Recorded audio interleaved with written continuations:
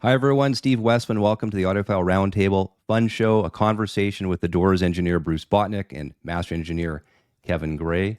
Welcome. I'm really excited today. I'm going to bring him in right away. A&R, senior A&R of Rhino Records, my good friend, Patrick Milligan. Patrick, how are you? I'm doing good. So I got to tell them, I'm good. Thanks for doing this. And viewers need to know this. This is a concern. I've had a lot of issues. No lizard was harmed during the making of this box, right? My son, I just was showing it to my son, and he said, "Is that real lizard skin?" No. I'm like, So no. can you confirm that? It's big internet rumors on Reddit, on all the forums. No lizards were harmed in the making of this box set. Okay, No perfect. That was I lost a lot of sleep last night worrying about that, so that's good. Thanks for doing this. What's that? I hadn't seen that one. There you go. It wasn't there. I made it up. Come on. But thanks for doing this. I know it was 3,000 box sets, Rhino Hi-Fi. They went pretty quick, huh? They did, like basically over the weekend. Was that the new Rhino Hi-Fi record?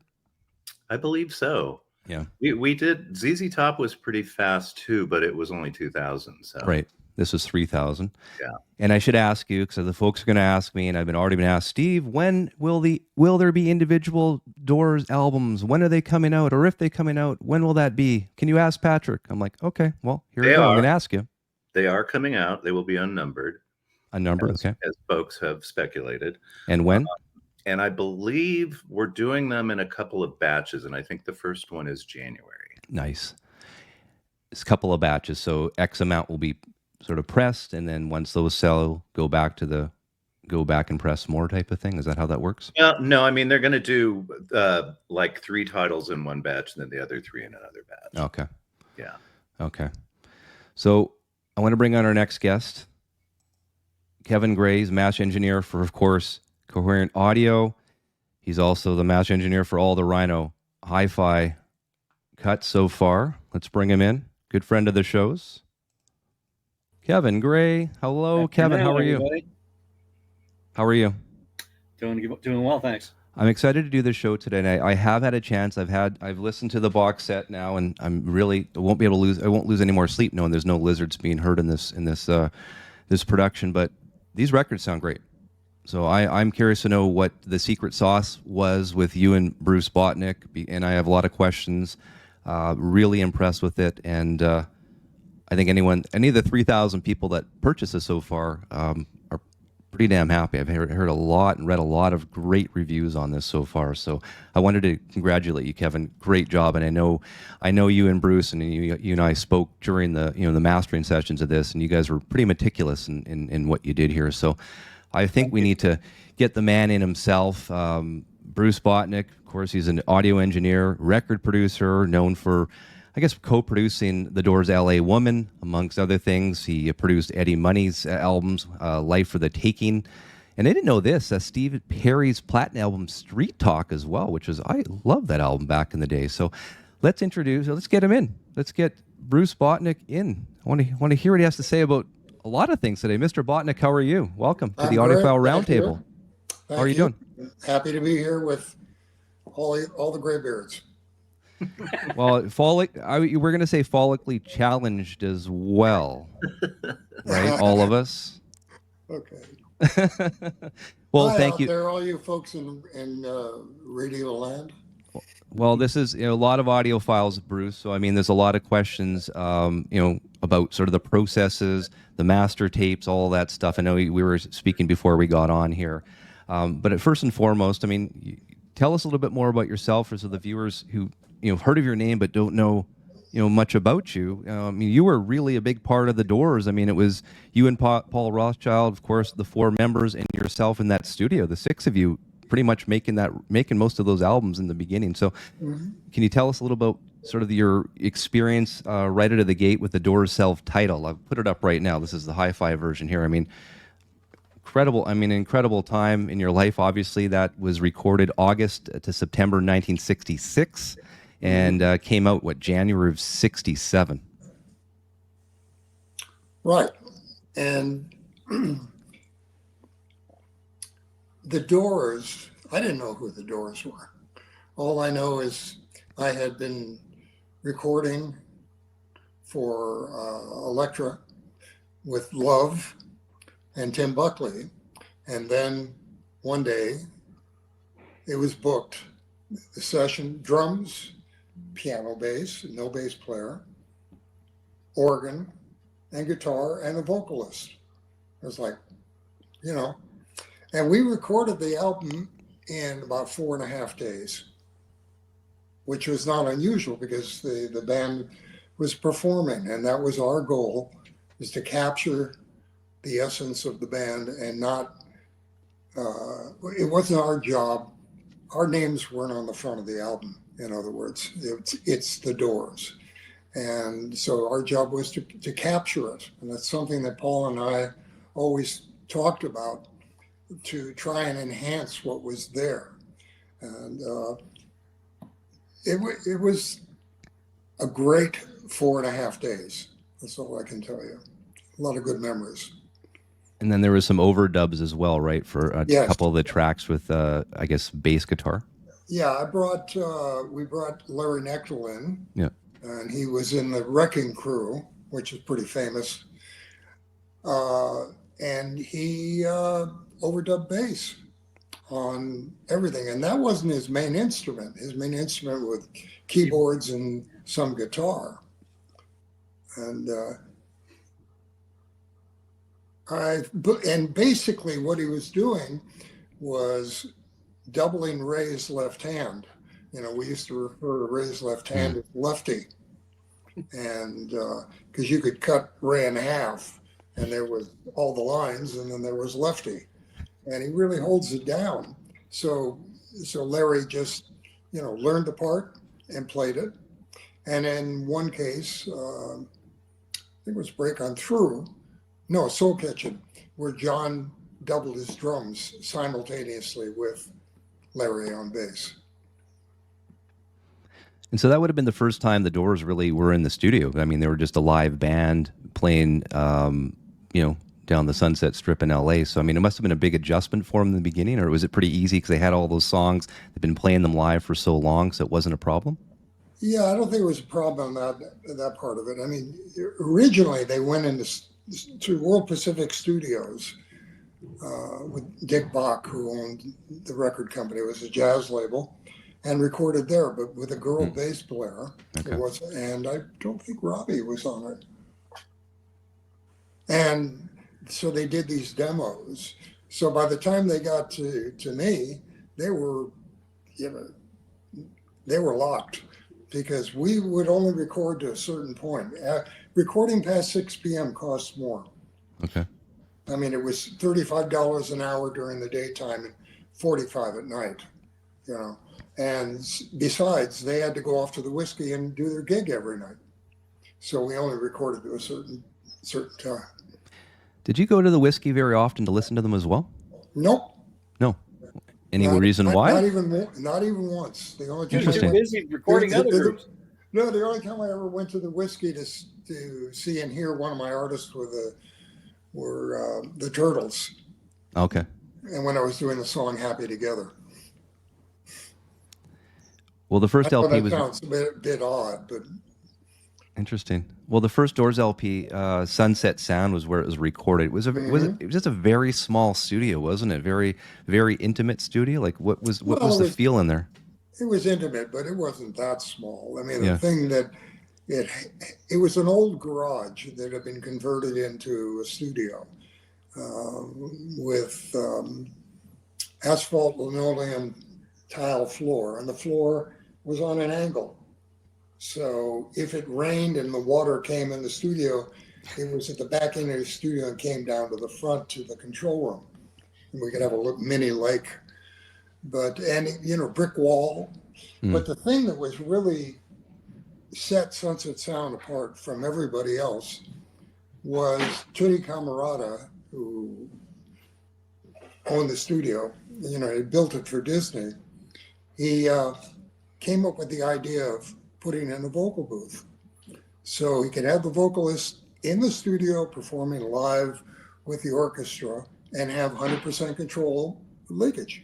And that worked great with Jim, because we put him in there and we couldn't see him because he was off on the left side of it, looking at the studio, looking out. The band was on the right side, going into the room, and Jim was on the left in the vocal booth. And it was kind of cool, but they could see one another and they could hear one another. And I mean, the only time, well, that's the next album where Jim had to overdub his lead vocal, but we'll go there later. We'll go there later. Well, with the song "The End," which is my favorite song on the self-titled, did Jim have to do that live with the band? It wasn't in the actual. Yes. Okay. He did it totally live, and the end is 2 takes.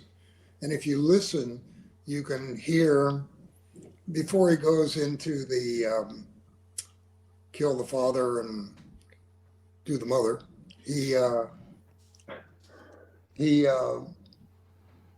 We made an edit from the 2 takes, and on the first take, Ray's piano bass was not going through the amp in the room, so there was no leakage.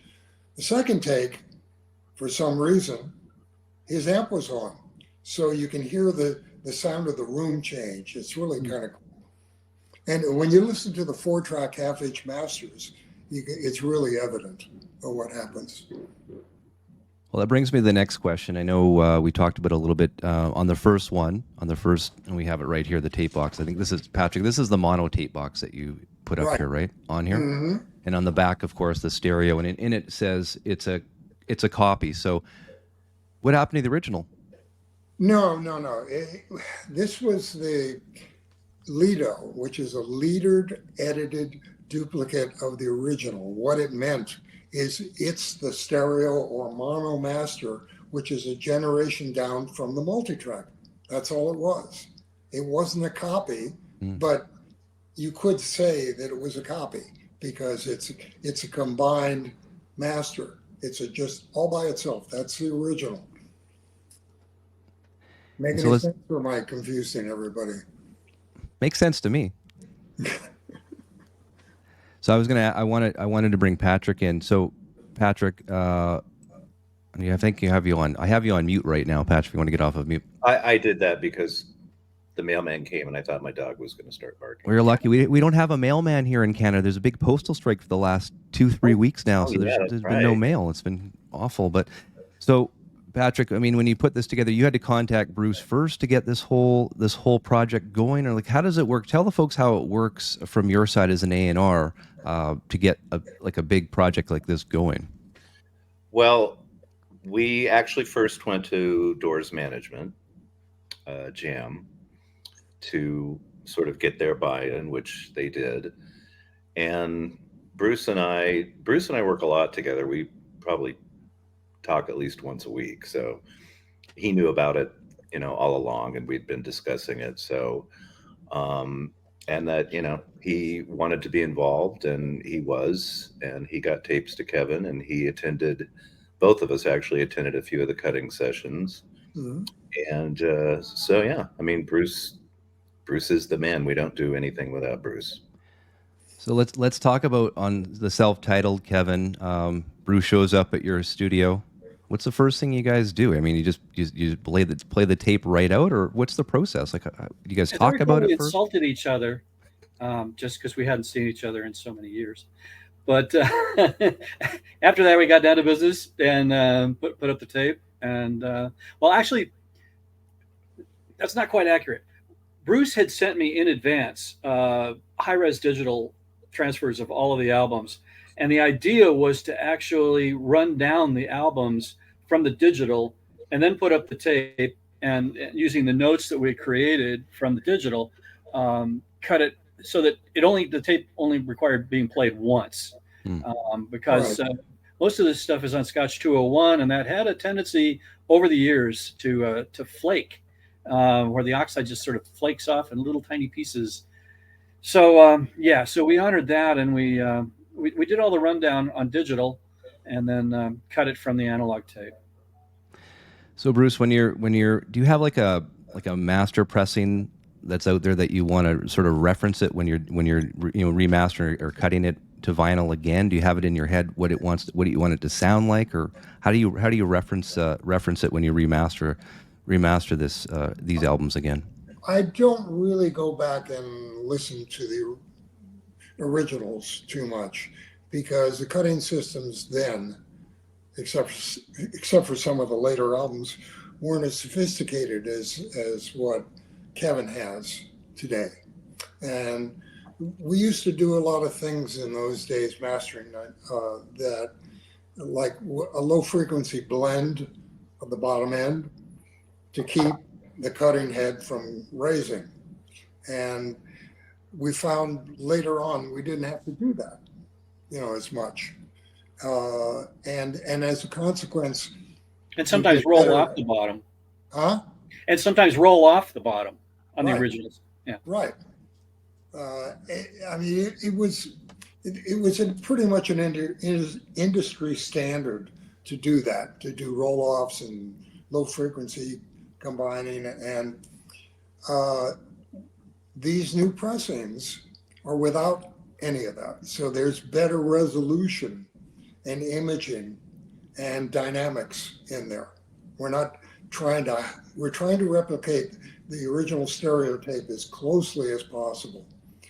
The only thing for me is the best part is the outer 2 inches, which Kevin knows about.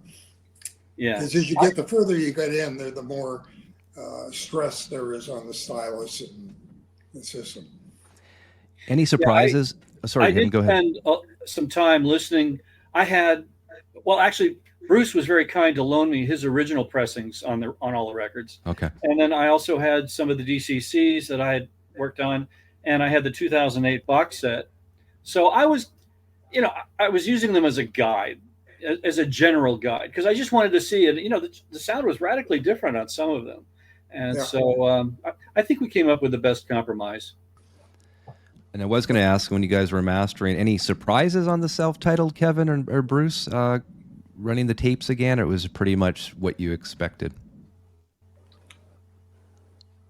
Pretty much what I expected. Turned out great. I know, Kevin, you spent a lot of time on this one, right? This is, the self-titled, and you have. I did. Yeah. It was the earliest album. I think sonically, it wasn't quite up to the level of the later ones, because I think some of the equipment improved to some degree. There were some issues with the first one that I don't think I had to deal with on the later ones. Yeah. I mean, one of the things is that on a record, having the bass on the left side or just the right side is an issue. If you've got the bass in the middle, it's not as much of a problem. So making that work, I mean, Kevin had his job set up for him. I mean, when we moved on for 8-track and beyond, we were able to put the bass in the center with the drums. And in this case, in the first album, it's drums and bass, and that was kind of standard in town. I mean, it didn't matter whether you were doing Frank Sinatra, Dean Martin, or the Doors. Drums, the rhythm section was on one side. Usually on the right side was maybe the guitars and keyboards and some brass. And in the center always was the lead vocal with bass. Mm. Why? Because 3-track, when they mixed on radio, what you needed to hear more than anything else was the vocal and the bass. So they could mix that. They could get more drums if they wanted to. And so that's why it is the way it is. It was kind of a standard. We didn't know any better. So Bruce, when you're sitting in the studio, when these guys are laying down these tracks, did you guys know this was going to be a big hit, this album, the self-titled? Bullshit. No, nobody knows. Anybody that tells you they know it's a hit coming out of the box, they don't. First impressions, though, when you're hearing the end for the first time in the studio, or Light My Fire, I mean, hair on the back of your neck must stand. I mean, that must have been such an experience. Paul Rothschild said that during the recording of the end, I was sitting there with my head like this and just mixing my eyes closed. I don't remember doing that, but he said what I was doing. So I was caught up in the moment, no drugs involved. So that was self-titled. We'll move on, I guess, to the next record. Of course, Strange Days. Bruce came out. I guess you guys recorded that May and August of '67. That was released September of '67. So you guys were busy in 1967 between the Started early. self-titled and Strange Days. That's a lot of work. What do you remember about those days? You had. I think that album had a couple of top 30 hits. People Are Strange and Love Me Two Times are some big hits off of that record. What do you remember from those days recording that album? What was different from the self-titled this time around? One of the things is we had an 8-track machine. Yep. So we didn't have to do any overdubbing machine to machine or anything like that. And we had a lot more flexibility. And we have a disc coming out that is all of, can I mention it, Patrick? Probably not. Okay. Well, we don't have this disc coming out, folks. Darn it! We that was wanted a another tease. Easter egg, Pat. That was a tease, was a Bruce. tease. Oh, no. Yeah, there's a teaser for you. Wow. It's a We'll leave it teaser. at that. When we got the machine, we had lots of flexibility. And in case of when the music's over, Jim, I think, was across the street at Blessed Sacrament Church, a little high and a little loaded, and wasn't in the studio when we recorded it. And Ray actually sang in the studio, but you can't hear his voice, so there's no leakage. Then Jim came in and overdubbed it, and he did it in one take. He knew the song. Yeah. But it was great because when we started, just before we started, I was doing the Turtles song "Happy Together," and I'd become really good friends with them. And they handed me this acetate, mono acetate of the Beatles' Sgt. Pepper album. It was not out yet; nobody had heard it. And I took it home and listened to it, and it blew my mind. And I played it for the Doors as well, and Paul, and we all agreed this kind of gave us a little license to experiment, because they weren't, especially in these songs, weren't going towards a performance, and it was going to be a studio album. And so recording this album, we've got in Doug Luban, the bass player, and he was perfect, of miming Ray's left hand. And we just had a lot of, so the period of time, you mentioned the period of time, the guys were going on the road because they were now the Doors. And so we had periods of time when we didn't see them, and they come back and we do some more recording and overdubbing. So I wish I had a timeline for you of what we did. Well, I think we determined the original sessions started in February of '67, right? Something like that, yeah. Yeah. So my question, you had this acetate, the mono acetate of the Beatles' Sgt. Pepper's Lonely Hearts Club Band. What did Morrison think of that when he first heard it? What was his reaction to that? Because I don't remember. Yeah. I just remember that we all agreed that it was really cool that they were stretching out, because the previous Beatles albums, except even Hard Day's Night, with a lot of that was they could perform all that live. Yeah. But when they got into Sgt. Pepper, it was a whole nother kettle. It was even before that. It started in Revolver. So a lot of the experiments happen in Revolver with the backwards tape and Tomorrow Never Knows. And that leads me to this as well, Bruce. You the song Horace Latitudes, right? I think you did a lot of experimental stuff with that little song as well. Sort of Sgt. Pepper-ish, Revolver-ish type of experiments. If I remember correctly, we recorded Jim first. And then Ray did a lot of piano. What do you call that? style of piano, Tack where, piano? hmm? Tack? No. No, that was later. That was later. Fender Rhodes. And we did flip over some of it and reversed it.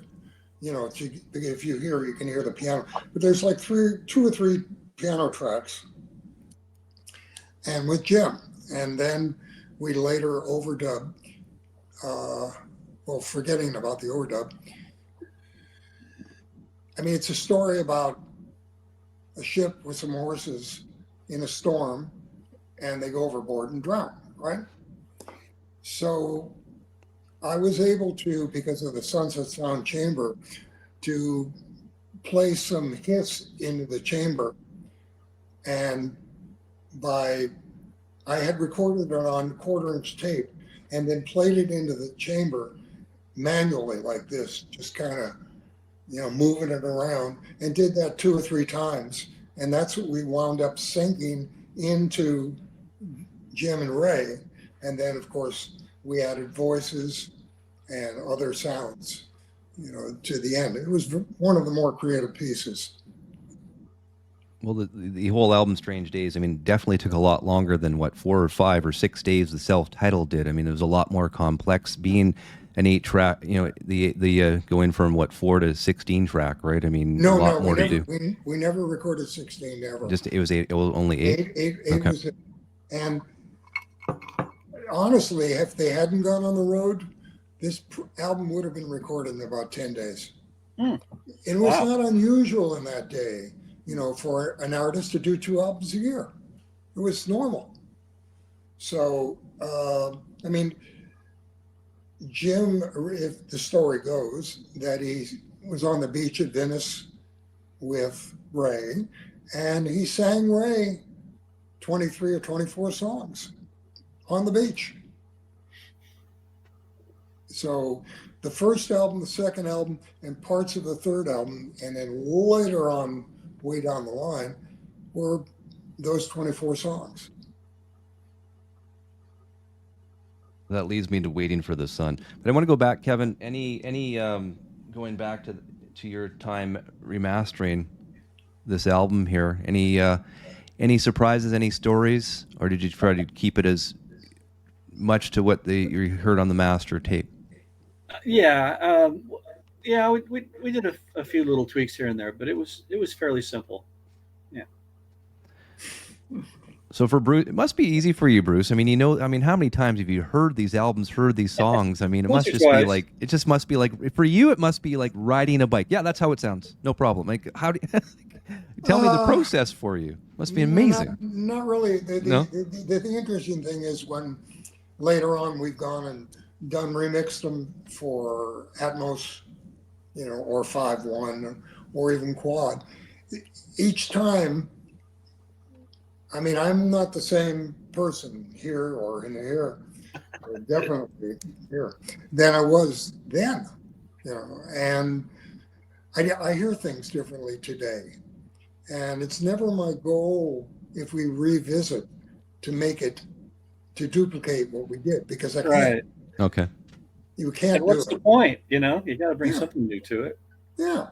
I mean, the point is to try and make as good a representation as possible and bring the fans something new to hear. That I didn't hear that before, and now they hear it. And I think with what Kevin added to it, they'll find a lot of that. When you listen to these pressings, Bruce, do you still go, hey, I don't remember hearing that before? Does that still come up in some songs when you re-listen to some of these records? Still, with your experience being there? It's funny. When you get it on tape or you get it on digital and you listen to it, when you get it on vinyl and you play it off the record, it's a different experience, totally different experience.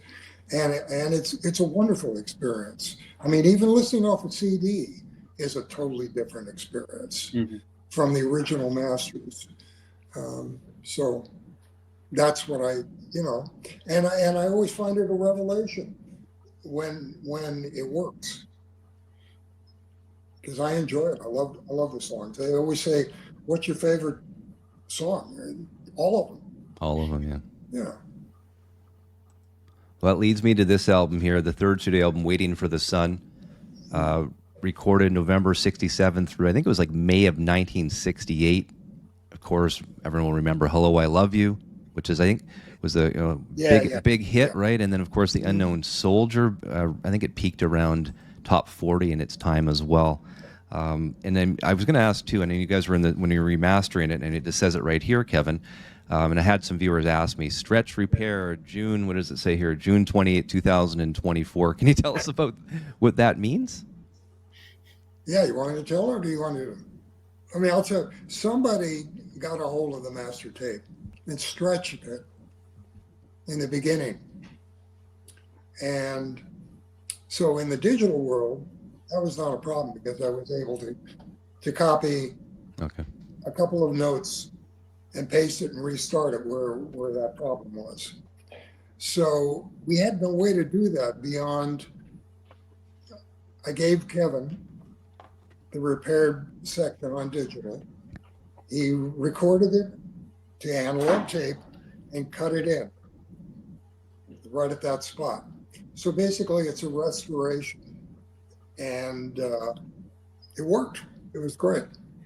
It was a little tricky because the tape was Dolby, and so I had to set up my copy machine, aligned to the original tones for the album, and to get everything to match level and EQ and everything, and then cut it in. So it was a process. Well, how long does that process take then, Kevin? Like, what are we talking about to get that sort of fixed? Longer than I care to admit. I mean, okay. Well, I spent an entire afternoon on it, but I think the results speak for themselves. Real easy to do it in the digital world. That's true. But the thing is, we discussed it. Kevin and I talked about it, about the process, and you want to be true to the school and not reinvent it. We just wanted it to realize it. So I think what we did together really pays off when you listen to it. If anybody can hear it, let us know. Put it in the comments for sure. Yeah, I doubt they'll hear it, right, Kevin? So, did you hear it, Patrick? No. I never heard it. Okay, well then we're. So, Waiting for the Sun. Now the third album. I had to remind you, Bruce, when you played. I said, hey, what did you think of the edit piece? And he goes, oh, I wasn't paying attention. I didn't notice it. I'll go back and check. And then you said, yeah, it's great. Good job. So, Bruce, Waiting for the Sun was, I'm reading here, was the toughest album to record for all the band members, including yourself. It was just Jim Morrison drinking heavy. Is that what was going on in the studio at the time? And tell us a little bit, give us some insight on that, or some inside information there. Like, what was going on at that time to get this thing put on tape? Well, we decided, because the band and Jim in particular had become notorious, and we thought, well, let's go to a different environment and maybe that'll, help. So we went to TTG Studios, which is on Sunset and Highland, I believe. It's not there anymore. And right in front of it, right literally on the corner, was a drive-in restaurant. Wish I could remember the name. Tiny Nailers. Yeah. And you could be recording, go down and get a burger. It was great. But we did it in this small studio that eventually became Conway Recorders. The building was built as a radio studio and then became Radio Recorders Studio 10H, which is where a lot of Verve recordings were done. Zappa and the Mothers of Invention did their albums in there. A lot of people, and it was an all-tube facility.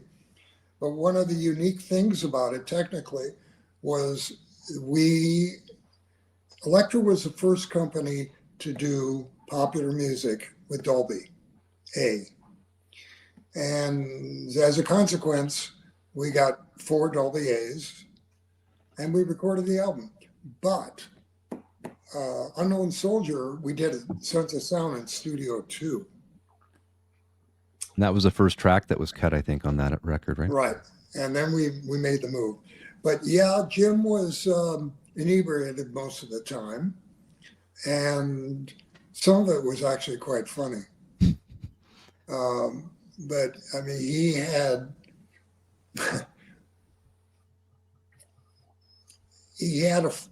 a coterie that would follow him around at that time, and just getting the right moment to get him to be sober enough to sing, because he was hiding. You know, he really didn't enjoy it, his celebrity, and it was tough. But we got some really good things out of it, and we got a #1 record, "Hello, I Love You." And I remember in June getting married, being on the beach with my wife, and it playing on the radio in Hawaii. So I'll never forget it. Didn't the album even go to #1? I think it did. Mm-hmm. Yeah. Yeah, it was the band's only #1 album, topping the Billboard 200 charts for 4 weeks during 1968. So that was their biggest, I guess, best charting album, "Waiting for the Sun."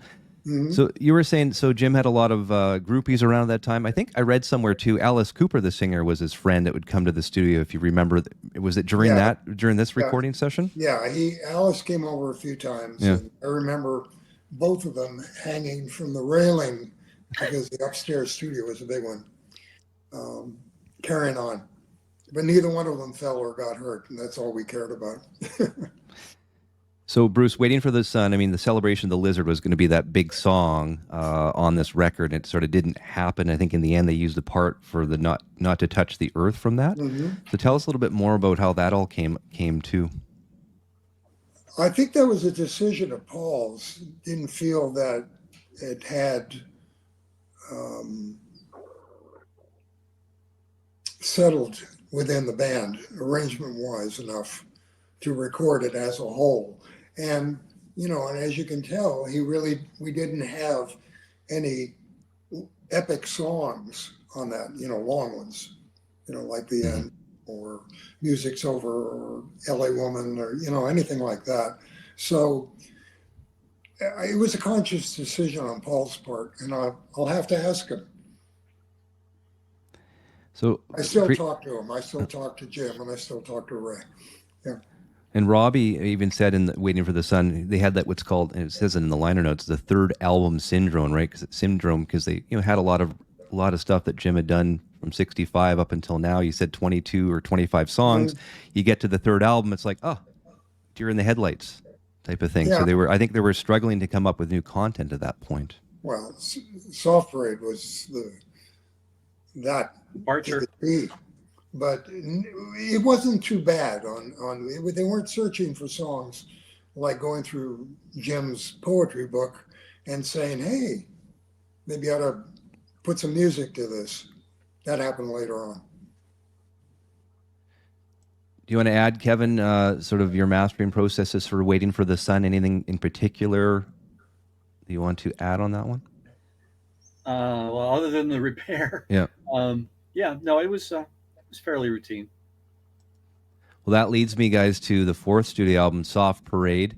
It was released July 1969, recorded March 68 through January 69. One big song in particular, "Touch Me," big song there. But this is really where Robbie Bruce really came out. I don't know if it came out of his shell, but I mean, this is where he had a lot of the writing credits on this record. Right? I think he had 5 or 6 writing credits on this record alone. So he really came out. And I'm not sure if him and Jim Morrison worked together on those tracks, but his name came up a lot on the Soft Parade album. And you guys really ventured, I mean, more strings, more brass type of thing on this album than ever before. We hadn't heard that before from the Doors. Well, as you mentioned before, we had run out of songs, and it happens with every band out there, every act, that when they're on the road, they're on the road. They're unable to write songs. They're not inspired. So we got in, and we had certain things of Jim's that we could fall back on. But Robbie came to the fore, and he wrote "Touch Me," and "Touch Me" was originally, it's about a poker game. Hit me, babe. I'm not afraid. But if we had done that song, that would have been a little different on radio than "Touch Me." But it was, and then doing the Smothers Brothers show out of that, I think it went nuts. And I remember it was after that. I think Miami happened near the end of the recording, if I'm not mistaken.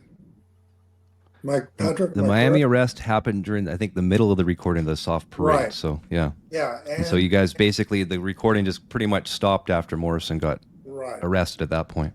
Yeah. So because of that, the Doors couldn't perform, couldn't go on the road, and so the studio was the place to hide.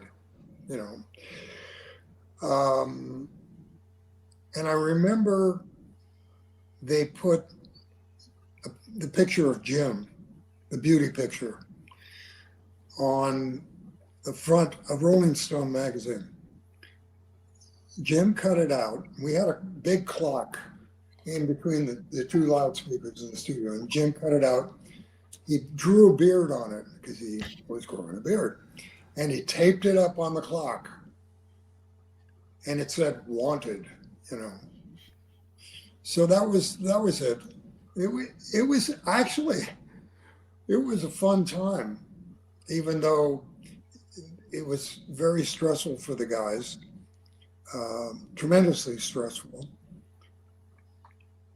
And the Rolling Stones came in during the middle of our recording for "Let It Bleed." The Doors, opened it up for them to come in. But Jim was pretty cool, but he was just really bummed by what happened. And I mean, he went out one night, gallery night on La Cienega Boulevard, where Elektra Studios were, and would visit galleries and get free drinks. And one night he came back. Oh God, forgive me, I can't remember the actor's name. Tom Baker? No. British. And anyway, he came in through the door and with an older couple, a man and a woman, and we had the lights down in the studio and in the control room. It was almost dark in the control room. And they came in. Where's my wife? She knows what the actors say. Anyway. And Jim's laughing like crazy. He's quietly in the corner laughing. And Paul says to me, he says, "Look around there, see if you recognize anybody besides Jim." Lawrence Harvey, there you go, I knew he would come. So he came through. And Lawrence was as juiced as Jim was. And we had in front of us, in front of Paul, some marijuana, papers and some grass in a little area. So I looked around the room and I turned back to him and I said, "Paul, I don't know who the woman is, but the man is the chief of police of the city of Los Angeles." And he went, "Oh, okay." And he leaned forward and did this. And when he came back, it was all gone. and Paul was and Jim was in hysterics. For the Soft Parade, a lot of people thought that Paul Rothschild was the one that really told the band, "Hey, you got to get the strings and the horns." But it was more of the band that wanted that new sound or searching for something new. So, well, who decided on that? Well, you got to understand that both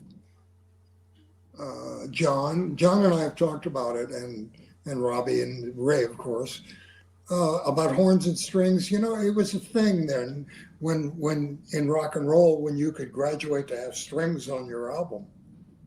And it happened with everybody. Yeah. The Stones had it, the Beatles had it, Brass, you know, you name it. So we did it. And it's a strange amalgamation, the way it came together musically, you know, because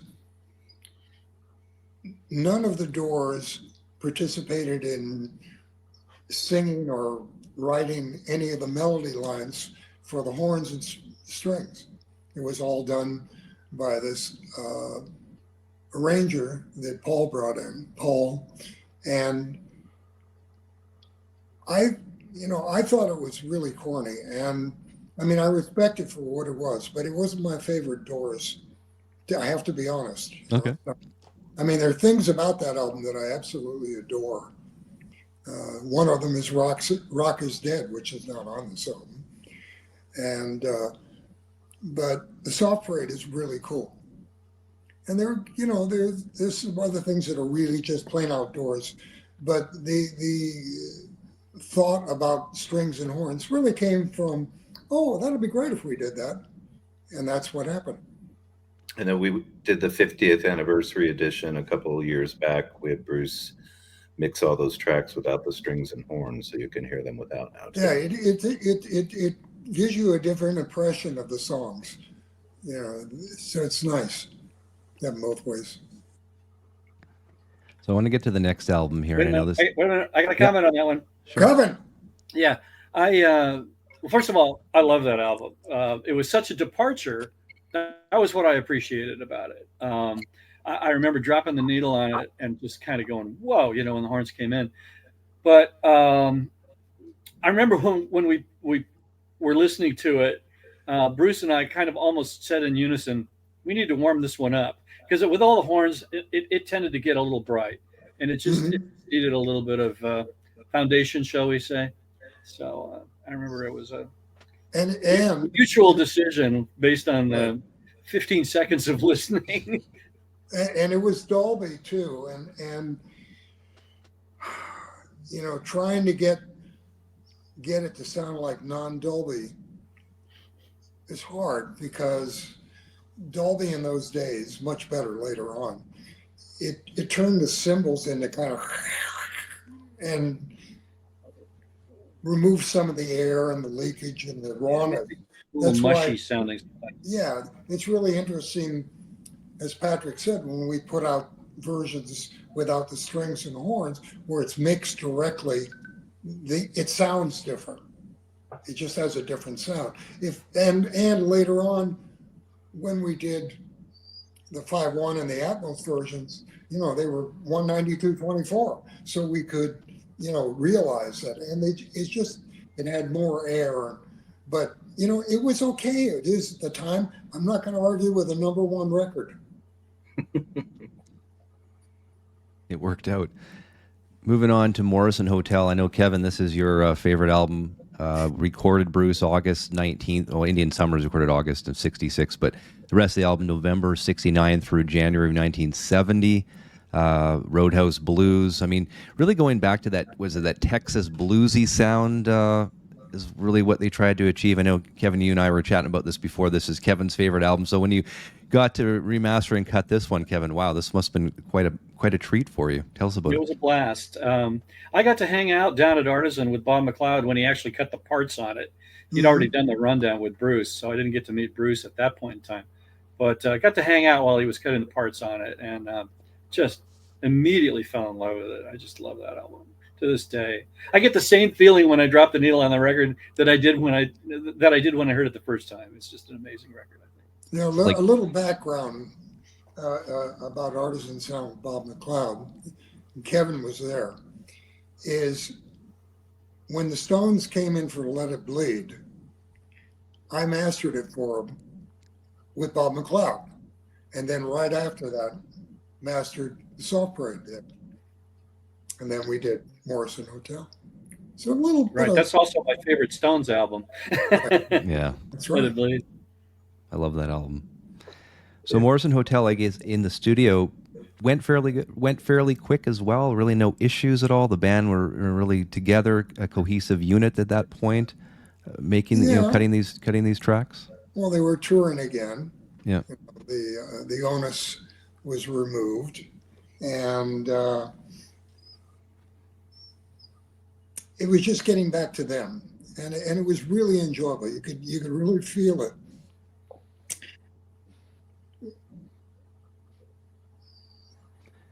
But it did read lots of takes though. So Rothschild was really making them. We're looking for perfection on this album is really what he was looking for, and I think that's maybe where the band sort of felt a little bit frustrated. Is that sort of what I happened think, there?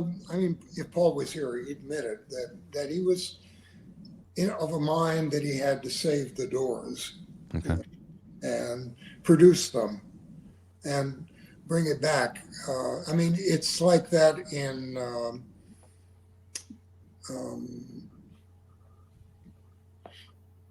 Roadhouse Blues. I think didn't we? I put out an album. We put out an album that I had all the multiple takes. Right. Yeah, we did. Where the first take is raw as can be, and it's really great, and it's a performance. And then after that, Paul kept going, one more time, one more time, one more time. Robbie, you're not playing the intro like you should. And he, took the immediacy out of it. But it's still a great version. And you can tell even on later live versions that, I mean, they went for it. They went for it. So with Morrison Hotel, was that really going back to their roots again, sort of like the sound from the very beginning that they wanted to sound like? Yeah, and to try to get as much as we could live in the studio. It was a conscious effort. And for the most part, it worked very well.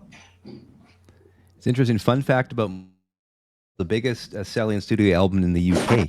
So for whatever reason, the Brits really enjoyed that Roadhouse bluesy, Texas bluesy sound, and it was sold the most in the UK. It's more Chicago blues than Chicago blues, because Ray being from Chicago. Yeah. I mean that when it came to the blues, even if you hear the songs that he sang on, you could really feel that. And Jim being from Miami, so they had that down there. Then we had the two guys from the West Coast, Beach Bums.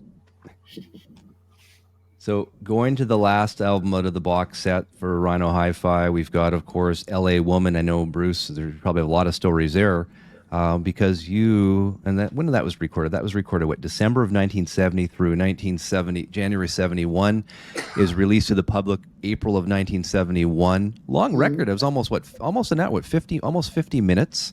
Mm-hmm. And you had a lot to do with it because I think you co-produced that. Paul was not around for this record, so there's probably tell us about that. Tell us how that all came about. Well, it came about.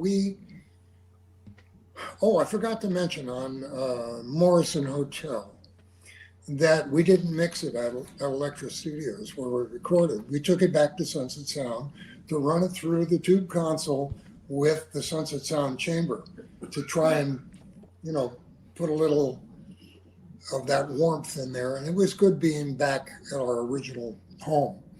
But as far as LA Woman, I guess Paul had been going to, I couldn't make any of the rehearsals, but he would go to some of the rehearsals and hear the songs and see, in his mind, try and figure out where the album was.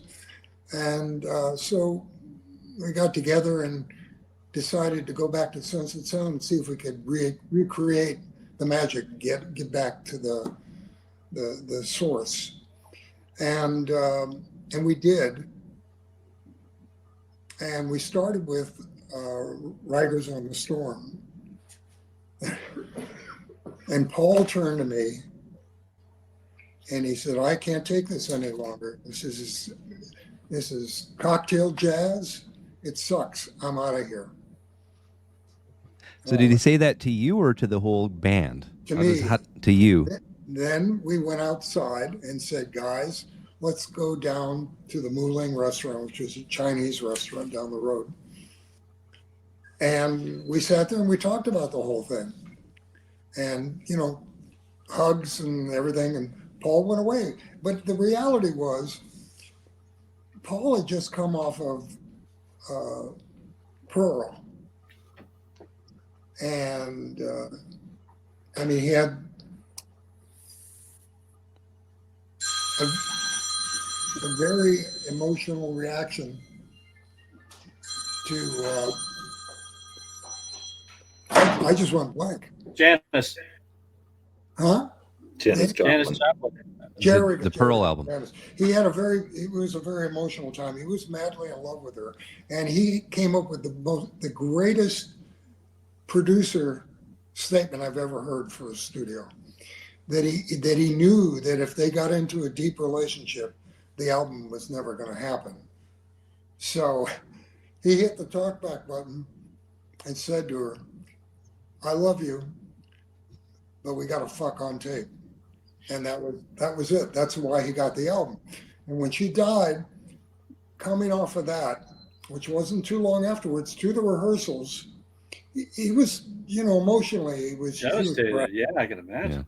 Yeah. And I love him for it, and he realized it. And so he went home. He could sleep at night. And we got together, went back to Sense of Sound, and I said, I remember getting together with all 4 of them and say, "What would you like to do?" And they said, "Well, what should we do?" And I said, "Where do you feel the most comfortable?" And they said, "In our rehearsal hall." I said, "Great. I'll get some equipment. Let's go in there and see what happens." And that's what happened. And there's a little legacy in here that the 8-track machine we used for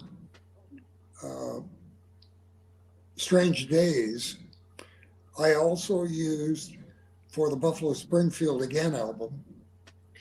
I took it to Ann Arbor, Michigan for the MC5, and then we took it upstairs to the manager's office and put it up there and used it for LA Woman. So a lot of great music went through that machine. When you're producing LA Woman, what made it different from you producing them, Paul? Was it just less takes, more getting back to the band's live roots, just guys go live show type of thing and just pressing record and seeing what you can capture on tape? It was mainly of capturing it on tape, encouraging them. And I brought in the bass player and guitar player. And I've been talking so much I can't remember anything anymore. My bass player, Jerry Sheff, right? thank you. And Mark Presley's, Tenor on guitar. Elvis Presley's bass player. This is going to be on streaming. People are going to hear me forgetting. Oh my God. Anyway, I was doing an album and Jerry was playing bass, and I said, "Hey," and this is when LA Woman was going to happen. I said, "Would you be interested in coming on and playing bass on this?" And he said, "Sure." And he came in, and I told Jim about it, and Jim nearly had a meltdown, and he was so deliriously happy to have Elvis Presley's bass player. Because we went through a period of time with him where he said, "Can you make my voice put that effect on my voice like they do for Elvis? The slap back." And I said, "Sure, we can do it, but you won't sound like Elvis. You'll sound like you." So. Well, that was one thing I was going to ask you too, Bruce. I mean, Jim Morrison, his baritone sort of voice, he liked the crooners, right? I mean, he was a big fan of Frank Sinatra. I'm assuming he would have listened to Frank Sinatra. Big fan of Elvis Presley. In the day, I mean, not a lot of lead singers in the late '60s had that type of voice and that type of sound. That's what made the Doors so rare and so distinguished them from a lot of the other groups. I agree. I mean, you have to remember, at that time, that on radio, we didn't have what they have, forget about now, narrowcasting, where then a radio station, and they were all local, played everything. They'd play the Doors, followed by Frank Sinatra, by a novelty song, Chipmunks, lots of things would happen. And so the listener had a wide the knowledge of all kinds of music, country music, pop music, how much is a dog in the window, things like that. So for him, for us, to do that, to get into the studio, to have that freedom, that's where Jim got his crooning from listening, because he loved Sinatra, as I mentioned. And it would have been really interesting if we'd ever done a song of an album of him just crooning. I would have loved to have heard it. Amazing. He did some great crooning. I mean, your Lost Little Girl and Moonlight Drive, and yeah, I mean, some of those are just amazing vocals. Well, I mean, he could go from a whisper to a scream. He was like the male Ema Sumac. I mean, without any vocal training either, right? I mean, he did not have any formal training, or did he actually get a vocal coach throughout his time with the Doors, or just raw? He just had a great set of pipes. I mean, they weren't. If it's interesting if you go backwards, start with L.A. Woman, go backwards to the Doors, and you can hear the progression. This really young voice, the clarity of it, the lack of booze and cigarettes and pot, and whatever, and screaming. But he had the best screams. I just loved his screams. So L.A. Woman was mixed in 1971 during the San Fernando earthquake. Do you remember that? That must have been something. Yeah, I had been recording at the studio called Poppy Studios with Randy Newman. And I thought what a great studio. I really loved it because it had a control window went from the ceiling down to the floor. So when you were looking out to the studio, there was no wall. You could see the artist. So when it came time to mix, I said, hey, let's go there. And then the quake happened, and we had, every time there was a tremor, we had to go outside because that whole wall, massive wall, 30 feet wide by 10 feet, started to make believe it was Jello. But it was great. And Jim sat there the whole time, absolutely loved it. He was in heaven. So once the LA Woman album was recorded, done, wrapped, Jim left for Paris pretty much right after that, right? Mm-hmm. Yeah, we knew he was going to leave. But we always were thinking, well, that he would come back and we would do something even more adventurous than what we did, because he was really involved. We made a serious effort for him to be involved. And if you listen to some of the outtakes that we did on the LA Woman album, and you can hear him, it was almost like he was leading the sessions. It was great. Do you have a favorite track on the LA Woman? I love All My Children. Kevin, yourself, what do you like? Oh, yeah. I mean, Riders on the Storm is just... For me, it's Riders. It's just so I think it was haunting. the greatest song they ever did. But if you guys haven't heard Bruce's Atmos mix of Riders on the Storm, I've got to. I haven't. It's incredible. I'll bet. One of my favorites is Cars Hiss By My Window. Oh, yeah. And if you listen to it, you can hear that Jim overdubbed a verse, and you can hear his original live vocal in the background leaking into the band. Right. And when we did Atmos, Ray and John, we put down a piece of plywood and they walked on it, And we were able to sync it up with a auto panner, Dolby auto panner. And they walk around the room constantly through the song. So it's a lot of fun. I've always been, so many people I don't think hear it. Well, there's two things about Riders on the Storm that I thought were just genius. One was the vocal where he's talking and singing the line. Mm-hmm. It gives it that eerie quality. The other thing that I thought was really interesting is he sang "Riders on the Storm" in one part twice, and you faded out the first one, so he only sings it the second time, but you could hear it in the leakage. That's right. I always think little things like that are so cool. Well, things happen when you're in the studio, and you don't necessarily, if you allow yourself to not be conscious, you get a good record. That's all I can say. Don't think it's dangerous, Right. Did you feel that it was going to be your last time recording the Doors, all four of them together? You did no sense of it at all? Because I know listening or watching that Oliver Stone Doors movie from the early 90s, it sort of felt like, oh, yeah, it was the last time we knew Jim was never going to be around again. I mean, that was sort of what he sort of portrayed in that movie. But did you guys, being part of the band, feel that way? Did you just feel that Jim was going on a holiday, going to come back fresh, and we're going to cut something new? Yeah, we did. I mean, the thing with the Doors, the movie, it's really interesting. I asked Oliver about it because, reading the script, I said, Oliver, this didn't happen that way, but that did, and that went over there, that worked. And he said, real life doesn't work well on a movie. Sometimes you have to take two or three things and mash them together and you get a scene. And that's what happened. So there are certain things that are true. I like the movie from the standpoint that it really captures that period better, almost better than any movie ever made, about the feeling, the way people were dressing and just reacting.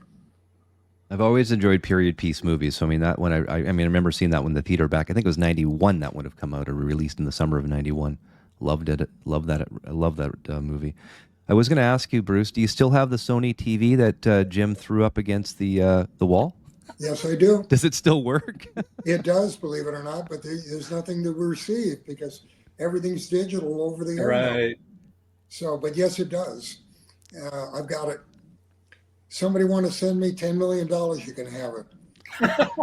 Well, there's, you can auction some of your stuff off and you make some extra money. I think that would probably go for a little bit. Jim Morrison, the TV that Jim Morrison threw against the wall in the studio. I mean, that's epic.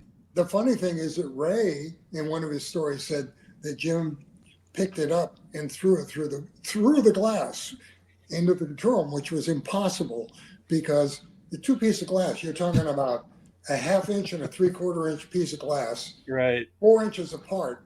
I mean, you need a bazooka to get through that glass. So, but what did happen, I had the TV on a stool, and why I had it in the studio up against the glass, I'll never know. And the Dodger game was on. Sandy Koufax was pitching a no-hitter. And Jim, in the middle, came out of the vocal booth and was dancing around, and he bumped into it, and it fell over. And that's what really happened. So he did not. So let's just get it. The fact is, he did not pick it up and throw it against the window or the wall. No. Okay. No. So but is he dancing? It's a good image, though.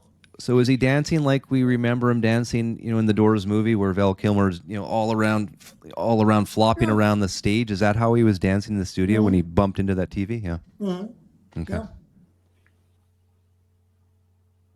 But then he went back into the vocal booth and continued singing. Wow. And Sandy pitched his no-hitter. So, right. Things, it's I'm very fortunate. I was blessed to be there and to be a part of this. And so I never get tired of listening to them. Well, look what Kevin has here. What do you got there, Kevin? I got a Sandy Koufax autographed baseball, but you can just barely see it. Yeah, I see it. Yeah, I see it. It's great. I see it. That's cool. You're gonna get it in focus here. And the funny thing is that for a while, the Dodgers would play L.A. Woman when the Dodgers won at the end of the game. And now they play Randy Newman. They play I Love L.A., which is I love right. LA. kind of funny because it's basically a cynical song about L.A., but I know. Okay, just got to show one more thing. Sure. How about a really rare record? oh, Sandy- wow. What is Sandy that? Tell Koufax us, what is it? Interview. It was an interview that 76 Union, like the gas company, put out because they were a sponsor. They just put it out back in probably 1965. Anyway, Wow. part of my Sandy Koufax memorabilia. Well, I wanted to thank everyone, of course, Patrick, for putting this all together, and of course, putting this whole Doors LP box for Rhino Hi-Fi all together as well. It does sound amazing. I'm very happy with it. I've listened to it through twice now, and I've got obviously other copies, and I'm really happy with the way this one sounds. You guys, Kevin and Bruce, you did some incredible work remastering this one and cutting it back to vinyl for Rhino Hi-Fi, and I think you should be really proud of the achievements of this. It was incredible, and I know the folks that are on the different Patrick Facebook pages. I mean, a lot of positive reviews on this box set, Bruce. So we're really, I'm just a pleasure today to be on the show with you guys to sort of reminisce, Bruce, about your experience in the studio. I mean, just sitting here with my mouth just wide open the whole time, going, "Wow, this is." The guy that was there listening to Jim Morrison and the rest of the guys in the studio. It's a pretty cool stories, and I do appreciate you taking the time out to chat with us today. It was amazing. Thank you. The guy over my left shoulder, he's Robbie the robot. yeah, he's heard it all. I just want to thank both Patrick and Bruce for the opportunity to work on this. It was an honor to work on the Six Doors studio albums. It was an amazing experience. And thank you, Kevin, for your passion. You're most welcome. Attention to detail to get the most out of it, to wring the last drop out of the turnip. Well, it seems that you and Kevin really worked well together on this project, from what I can tell. We did. We're Yeah. gonna find something else to do. Another Easter egg? You're going to do another Easter egg, Patrick? You're going to find something else to do? Oh, boy. I wonder what that could be. Maybe Forever Changes? Oh God, don't get me started. I do love No, love. I mean, no. I mean, I love that album. no, I love it too, and we've talked about it. And I'll say it out there to all you folks out there in television. Yep. If any of you know where the 8-track master is, we'll pay you some hard money to get it back. There's a reward. We're missing. The 8-track master for that album is missing. We'll ask you this. I know we're obviously talking Doors, but I mean, you had a really involved with Love and Forever Changes as a co-producer. That was their third album. Arthur Lee. I mean, what happened to this band? Why didn't they become? I mean, they came out sort of just before the Doors, and that album came out just around when the Doors became big. Was it just because he didn't want to tour? What really went on, or they just didn't make it to the next step or the next level? I think it had a lot to do with nervousness in touring. Arthur didn't want to leave Los Angeles. I think. I mean, this is a band, some multiracial band, right? Unheard of. It's so good. I think deep inside, he was scared to go up. But I had the great pleasure of having two poets in my life, Jim and Arthur. Arthur, yeah. And I mean, the Doors signed with Elektra because of Arthur, and because of Love. So, this is pretty cool. Is Arthur the one that contacted Elektra and said, "Hey, you got to listen to these guys"? Is that sort of how that went down? I think that's how it was portrayed in the movie. I don't possibly know. I don't know. It's the adage that if you say it long enough and loud enough, right? It's fact. So, yeah. There you go. Well, gentlemen. Oh, behind you. There you go, gentlemen. It was a pleasure, guys. Thank you so much. This has been a great opportunity. If everyone's watching, obviously spin those Doors records, the box set that Kevin Gray just cut with Bruce Botnick's help. Thank you, Patrick Milligan from Rhino Hi-Fi. It was amazing today. Love the stories. Anytime you want to come back on, Bruce, you're more than welcome to come on the Audiophile Roundtable. I do live shows as well. So, I mean, if you're ever to come back on, we could do a live show, and you'd be bombarded probably with questions throughout. So, I mean, if you want to take up that challenge, I will give you that challenge to take up. Okay. Thank you. Thank you, guys. Have a great weekend. Thank you, Steve. Always a pleasure. No worries. Thank you so much. Okay. Bye-bye.